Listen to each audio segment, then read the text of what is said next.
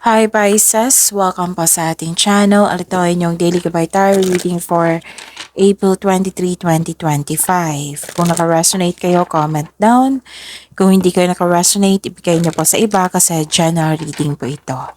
This is for you, Pisces, ngayong April 23, 2025.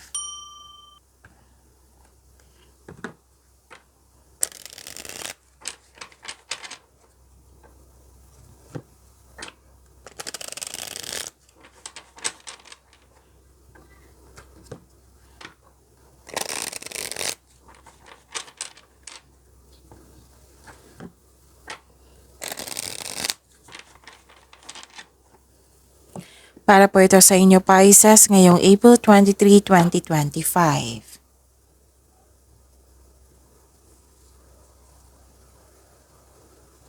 Maraming salamat po sa inyong patuloy na suporta at maraming salamat din po sa mga hindi nag-skip ng ads. Gamitin ang reading na ito bilang gabay lamang sa mga hindi pa nag-subscribe, subscribe na po kayo at click bell notification para malaman nyo na may bago tayong video. Para sa mga gusto magpa-reading po, may lumabas dyan sa screen nyo ngayon, panoorin nyo po at sundin ang instruction.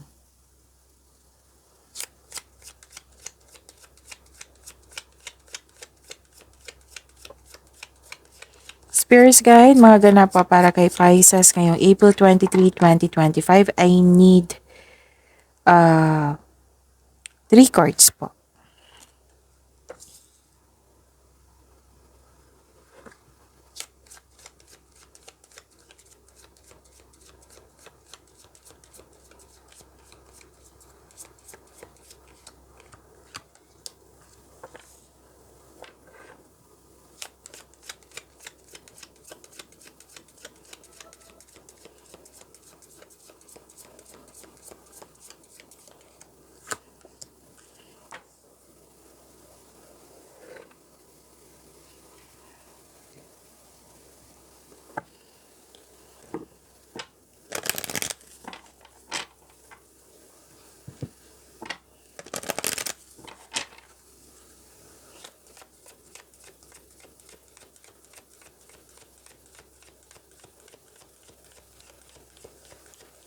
Spirits Guide, Angels, Archangels, Guardian Angels, message pa para kay Pisces. I need 2 cards po.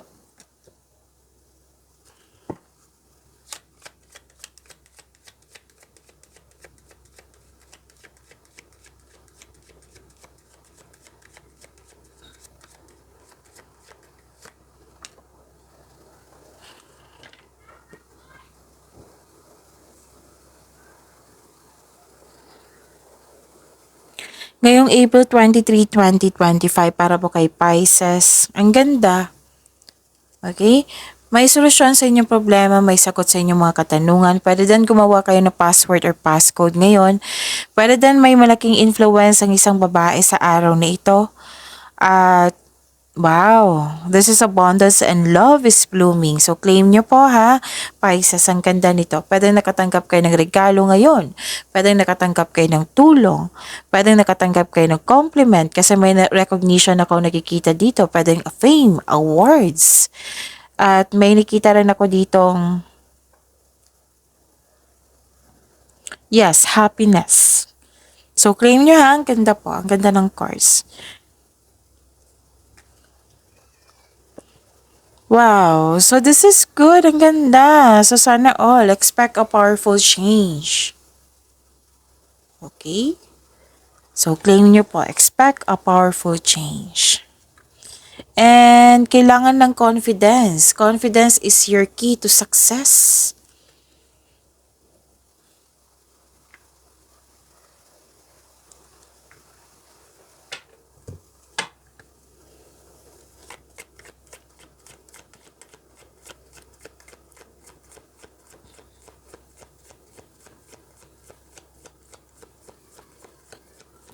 Spirit Guide, ano po yung energy ni Pisces ngayong April 23, 2025?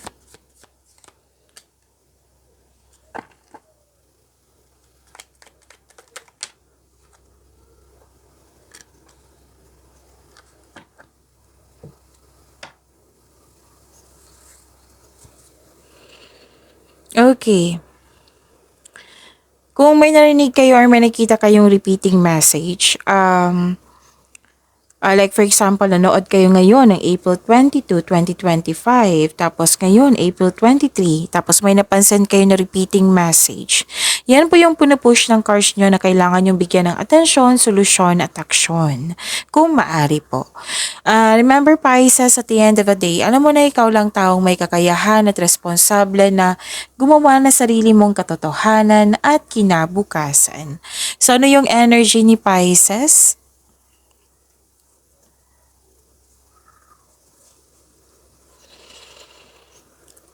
This is biglaang pagbabago. May biglaang pagbabago. So, this is the second card. 'Di ba? Sa oracle cards niya, expect powerful change. Ito, biglaang pagbabago. So, kailangan nyo ng confidence ha? Para magiging successful po yung mga ginagawa nyo. Oo. So, ang ganda, expect a powerful change.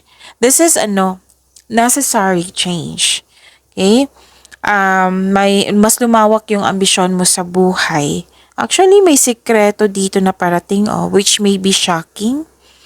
May bigla ang pagbabago na parating, pwede sa personal, sa career and money, sa love life, pwede din sa financial, pwede din sa connection sa isang tao. A sudden change na hindi ka takot mag-let go. So, ang darating na pagbabago na ito, huwag kayong mag-alala kasi ang pagbabago na ito ay makasuporta sa iyong growth and expansion. See? Ang ganda. So, this is, lahat ng signs gusto ng growth and expansion and nasa iyo. So, huwag kayong magkaroon ng hesitation sa pagbabago kasi this is growth and expansion for your growth and expansion. So, always expect the unexpected.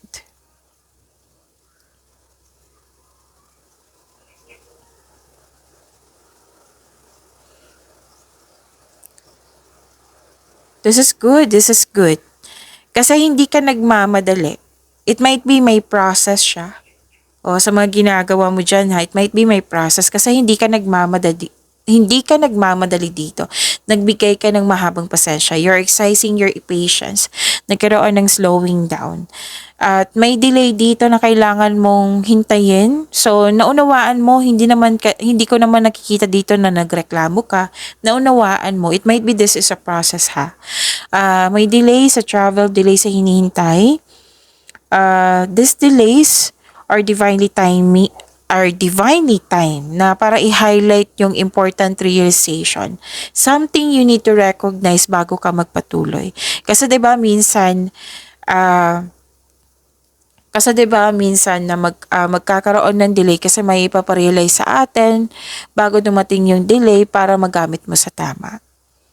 Okay, so wag mo daw kayo mag-focus sa outcome para hindi po daw kayo mainip, Pisces. So, yun. Might be this is a process talaga kasi willing na willing. Willing ka na maghintay.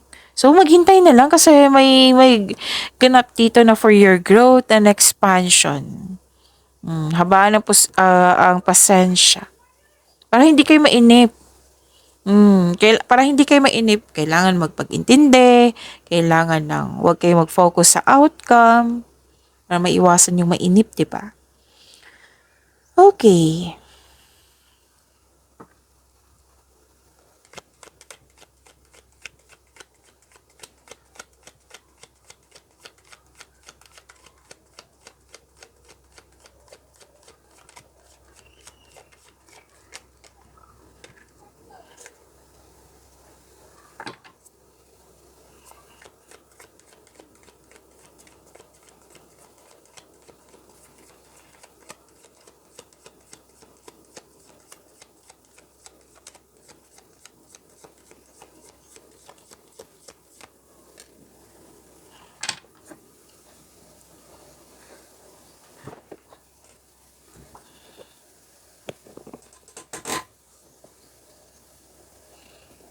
Okay, sa career and money nyo po, Pisces. Saglit lang po.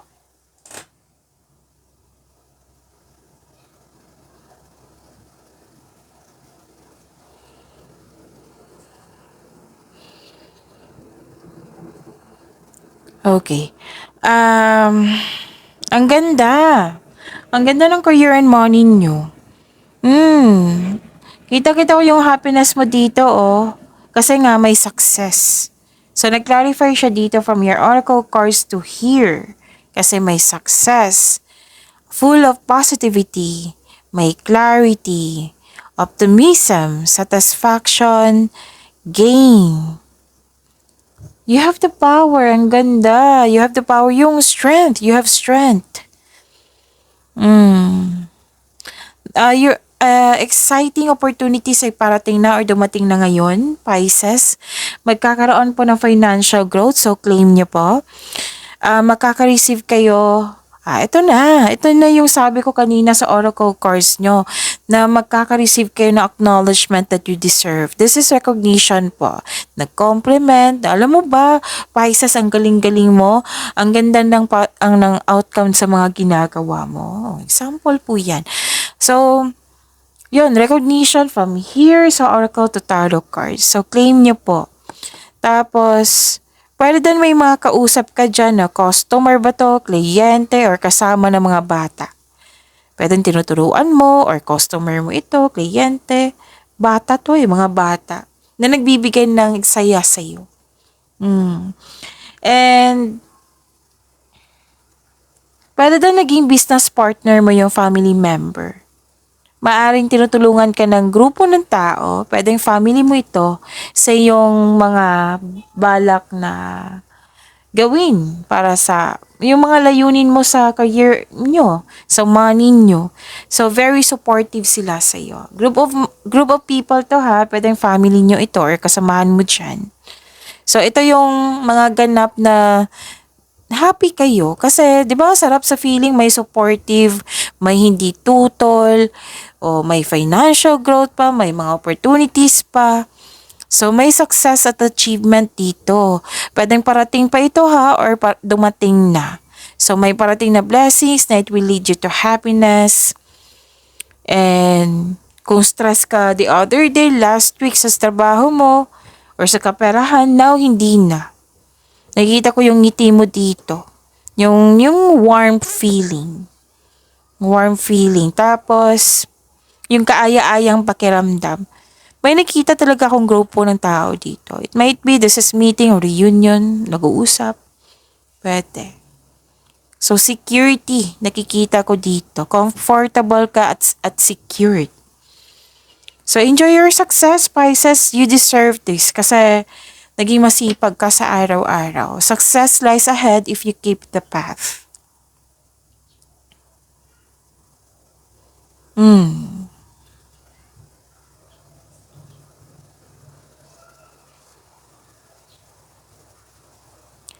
Nakikita ko dito you're building stability, conserving resources. Actually, ang ilan sa inyo may balak mag-abroad or nasa abroad na kayo. Pwede din malapit na kayo mag-end of contract dyan, tapos uuwi kayo, may balak ba kayong mag-abroad? Basta abroad nakikita ko dito. Pwedeng pinag-usapan or andyan na kayo or may balak talaga na bumalik sa abroad. And you are very conservative sa money mo, investment mo. Yung hindi nyo sinasayang yung pera, hindi nyo sinasayang yung trabaho, o gusto mo magkaroon ng financial security, kaya mas focus kayo ngayon sa inyong trabaho. At you are very marunong magtipid, marunong mag-ipon ng pera. Yung sobrang ingat mo sa pera. Pwedeng may you're saving money for your future or may specific goal kayo na bilhin. Like for example, mag-iipon ako pambili ng lupa. So, yung higpit sinturon ka talaga. Kaya sobrang ingat mo sa kaperahan. So, this card serves as a reminder na be generous since giving to others brings more prosperity into our own life. And yun, binavalue mo ang pera at hindi ka madamot at the same time. Financial stability, andito po. Ang sabi ng card dito, sa inyong pagkakaroon ng disiplina, ugali po, disiplina na pagtipid, pag-iingat sa naipon, yayaman kayo dyan. Nang dahil sa ugaling ganyan, you have a financial abundance and personal growth. So, At bigyan mo din ng panahon ng iyong sarili. Kumbaga, pamper yourself. This is kasi deserve mo ito. Like, for example, kailangan mo nang mag-change ng sapatos na ginagamit mo daily. So, deserve mo naman bilhan mo ng, bilhan mo, magbili ka ng sapatos. So, example lang po yan ha. Yung mga kailangan mo talaga. Pamper yourself kasi deserve mo iyan. Naganda. Again, may nakita na naman akong structure dito. It might be may gusto talagang nagpatayo na kayo or may gusto kayong magpatayo ng structure. Pwedeng bahay to, sa negosyo, ganun. Pwedeng literal to ha, na physically nagpatayo talaga kayo or nagtayo kayo ng, yung nagkaroon ng sense of stability. Oo. So, yan.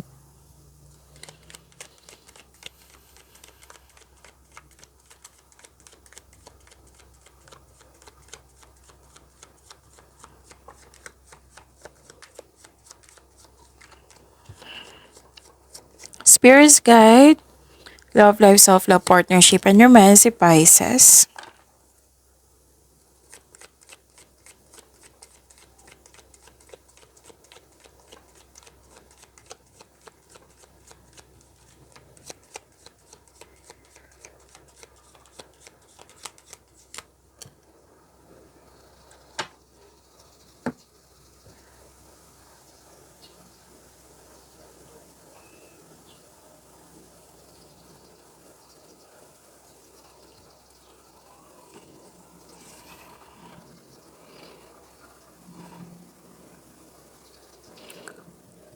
Okay, so inability to take an action, defensive, sobrang mag-react.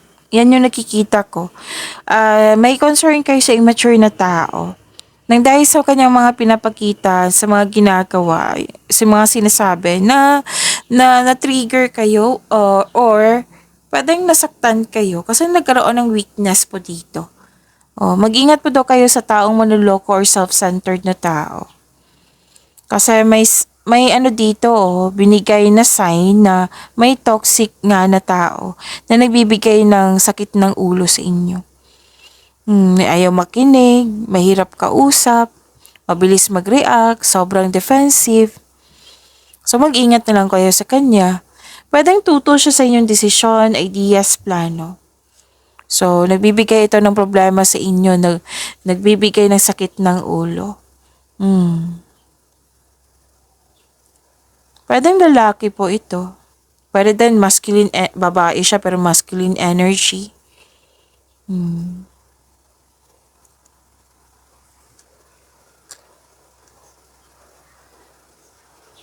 Okay, ano pa? May nakita rin ako dito na, okay.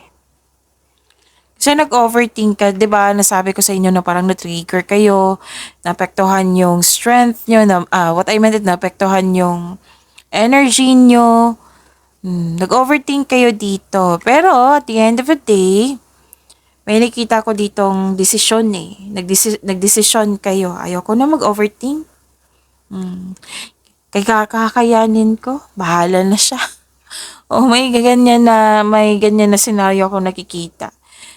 This is hopelessness, nawalan ka ng pag-asa, hindi na siguro ito marunong makinig, pwedeng ganyan, or pwedeng sa isang tao to ha, or sa isang sitwasyon, or sa isang bagay.